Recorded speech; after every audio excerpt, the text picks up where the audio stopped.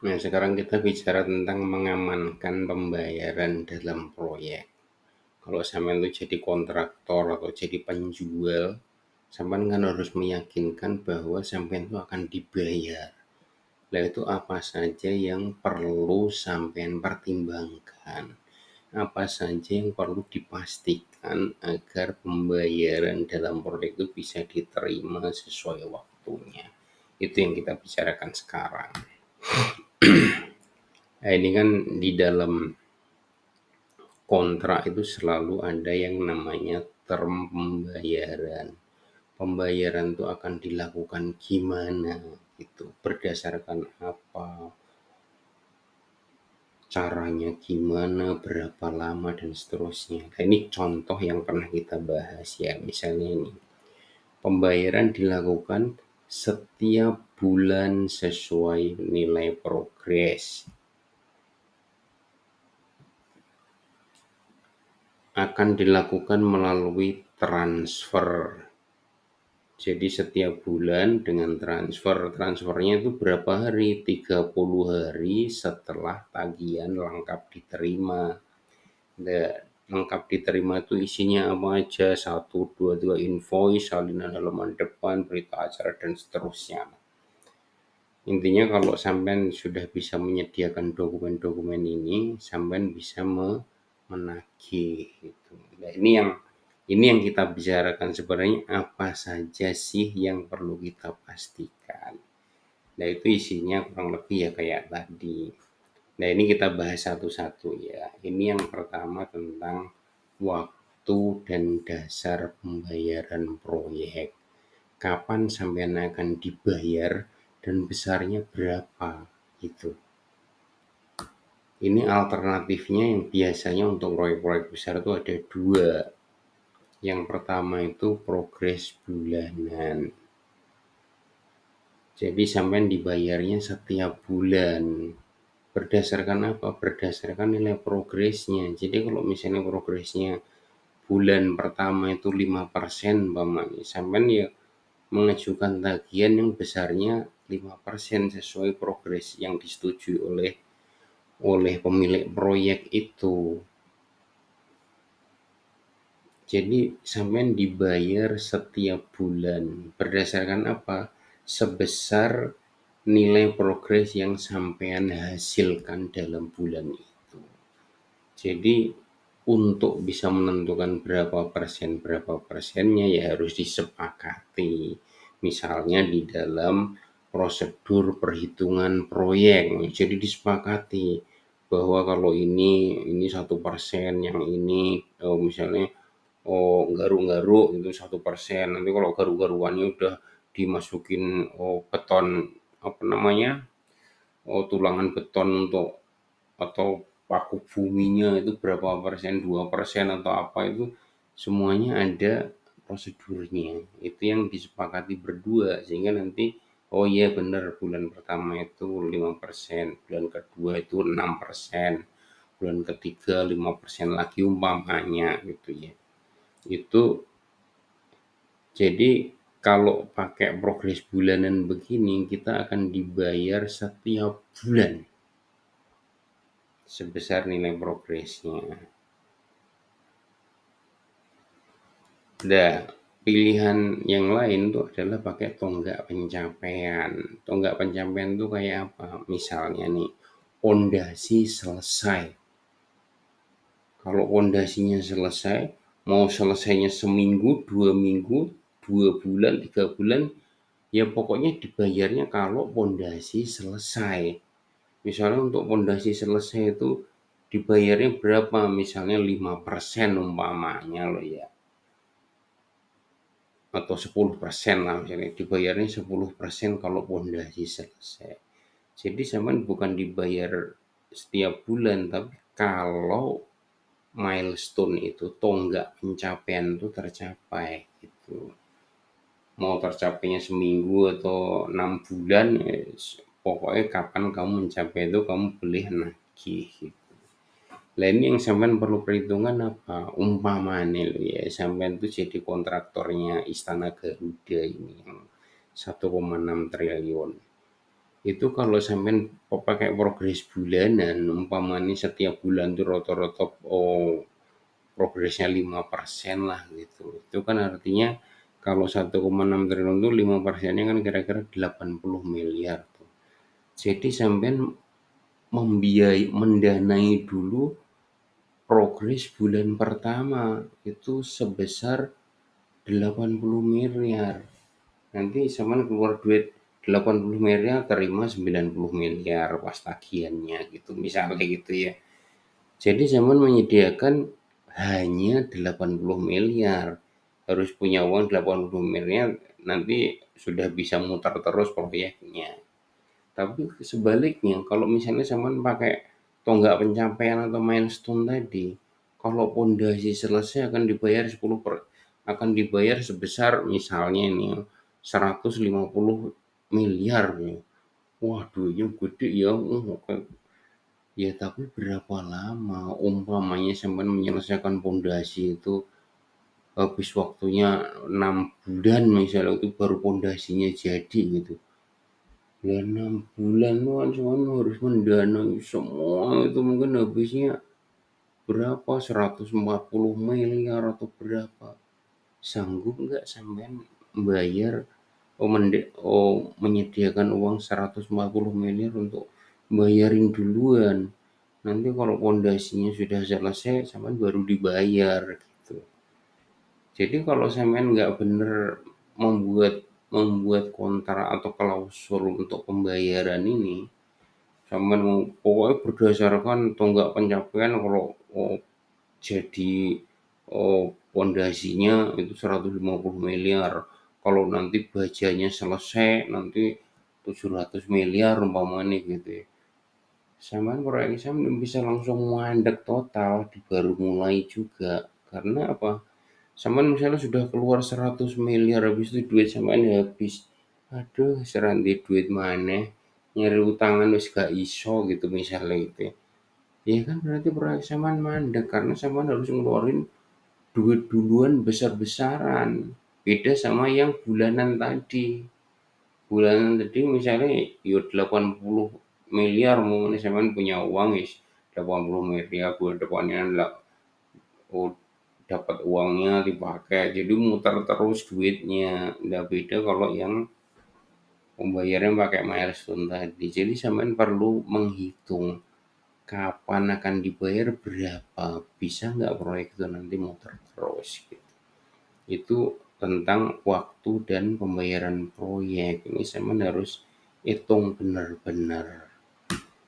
Nah, berikutnya tentang cara pembayaran ya.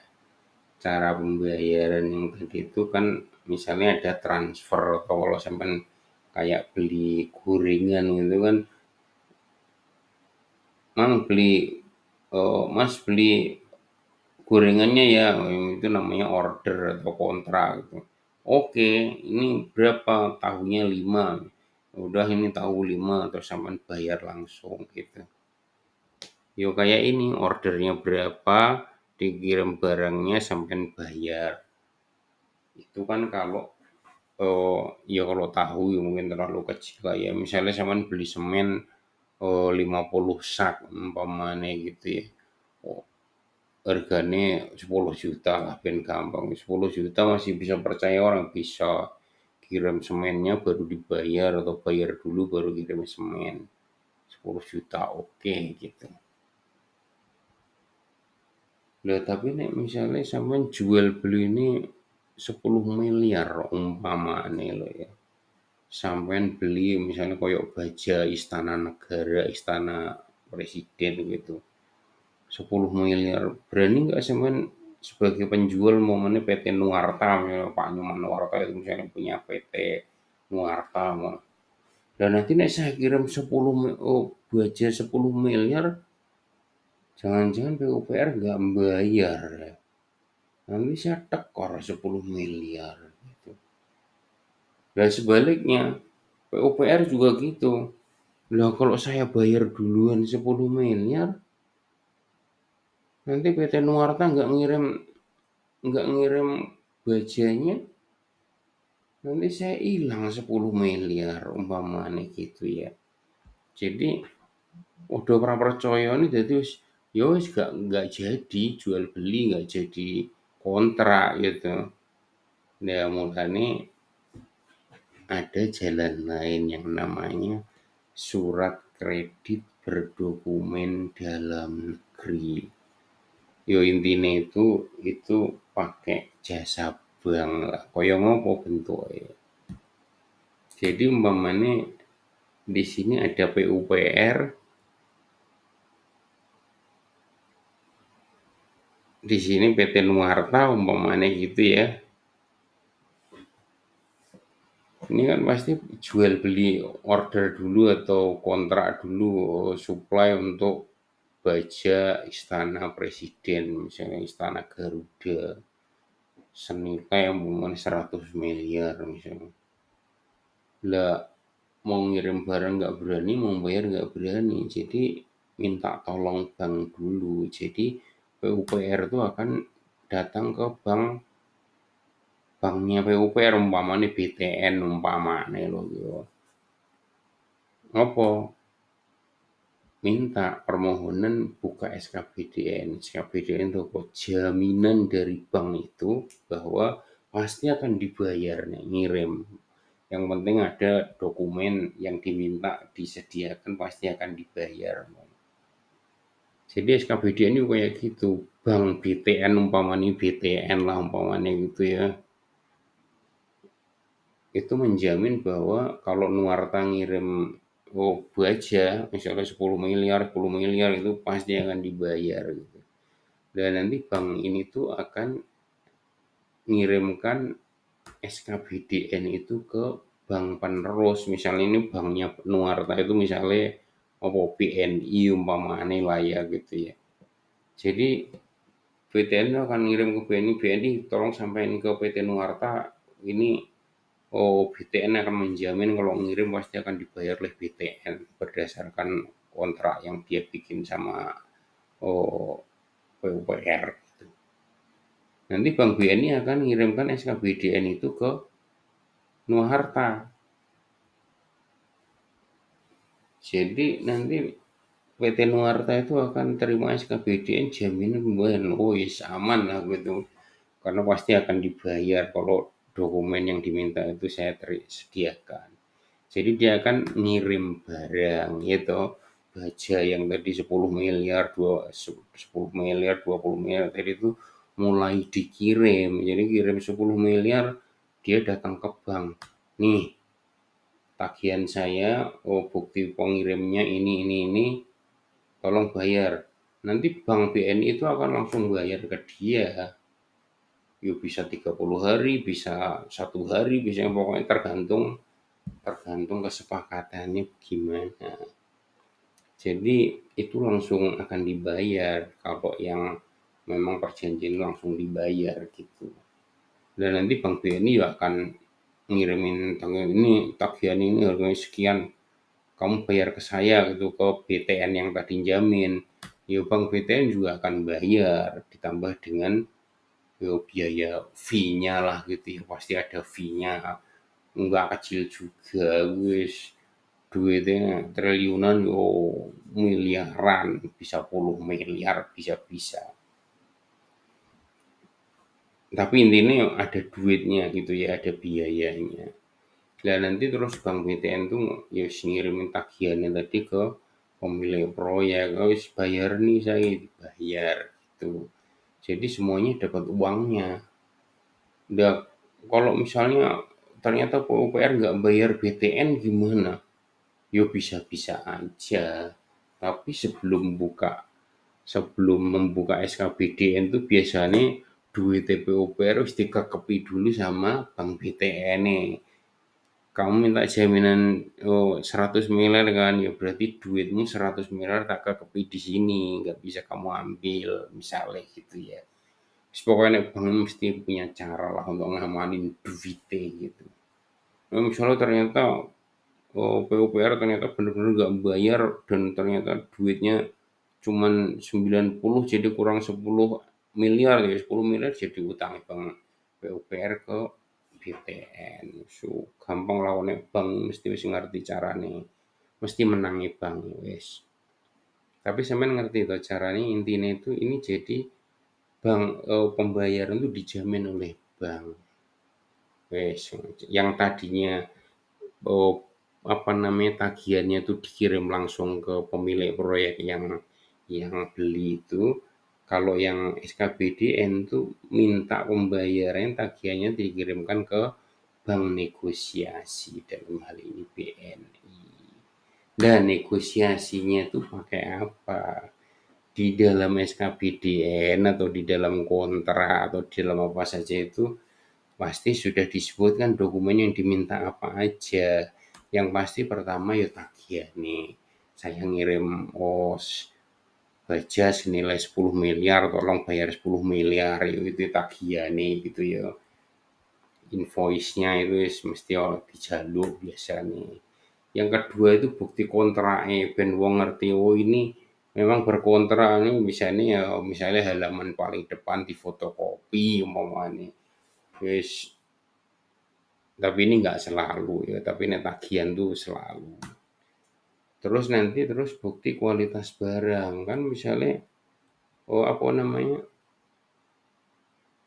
Nuarta tadi ngirim barang ke IKN misalnya ke PUPR di IKN gak ono sing ngecek ternyata barangnya boncel-boncel gitu ya. Ya kan harus ada bukti bahwa itu dicek kan oleh oleh inspektornya. Apakah inspektornya itu orang PUPR-nya sendiri datang nanda tangani, wah ini barangnya udah bener bagus gitu. Itu ya sudah bukti. Tapi ada juga yang jasa-jasa inspektor profesional ya, di Indonesia itu kayak misalnya Sukovindo apa Surveyor Indonesia atau beberapa perusahaan swasta yang kayak gitu itu memang dia menyediakan inspektor untuk ngecek barang itu benar apa enggak, sertifikatnya misalnya ini pembuatannya sudah berdasarkan aturan nomor sekian dari mana SNI apa umpamanya, itu bukti kualitas barang ini enggak selalu. Tapi nek diminta ya boleh-boleh aja, wong minta bebas kok perjanjiane bebas. Yang penting sama-sama disepakati. Lah yang pasti diminta itu adalah bukti serah terima yang sah. Sampai ngirimkan barang langsung ke gudang ya pasti ada tanda terima nih. Kirimkan ke kapal ya pasti ada tanda terima. Kirimkan ke truk ya pasti truk itu juga ada tanda terimanya. Jadi ini penting ting ting ting ting penting wis. Pokoknya sampean kalau nyerahin sesuatu itu harus ada bukti serah terimanya. Apakah bentuknya itu berita acara serah terima barang atau berita acara serah terima jasa atau delivery order atau namanya tanda naik kapal yang namanya bill of lading atau BL, pokoknya apa saja buktinya itu sampean harus punya, harus dapat. Dan buktinya itu harus sah-sah itu dalam arti apa? Disahkan oleh pejabat yang sesuai umpamanya.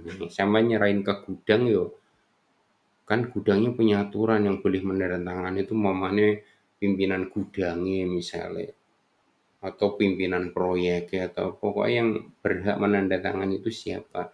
Lah itu yang sampean mintakan tanda tangannya. Termasuk kalau nyerahin ke kapal ataupun tanda tangan petugasnya gitu. Ini penting ya ini sing bukti serah terima ini. Nah, kemudian berikutnya biasanya yang diminta itu dokumen yang terkait pajak umpamanya faktur pajak apa-apa sampean kudu ngerti urusan pajak ini. Pajak ini PPN itu 12% tuh, 11%, 12% gitu. Nanti pajak penghasilan 3% langsung dilumpuk-lumpuk itu sampean urusan itu bisa 17%, 18%. Lah nek sampean misalnya tekor, "Oh iya pajaknya lali nggak dibahas." 18% masih hilang duitnya sampean. Sampean badi dari proyeknya paling 10%, 12%. Terus hilang 18% langsung tutup sampean. Jadi ini urusan pajak itu kudu sampean ngerti sik saurunge sampean melok-melok proyek. Yo ngertine gak perlu mendalam kan ada orang orang konsultan pajak sampean bisa bayar konsultan pajak kok piye. atau orang keuangan sampean yo mesti ngerti. Terakhir adalah tanda terima uang atau kwitansi, wis biasa lah ya nek sing gini-gini. Lah yang begini ini sampean harus punya dan jelas bahwa ini bisa sampean sediakan. Soalnya hanya dengan mendapatkan bukti-bukti yang diminta sesuai kontrak atau sesuai LC, sesuai SKPDN tadi itu, maka sampean bisa dapat bayaran. Wis ngono ya.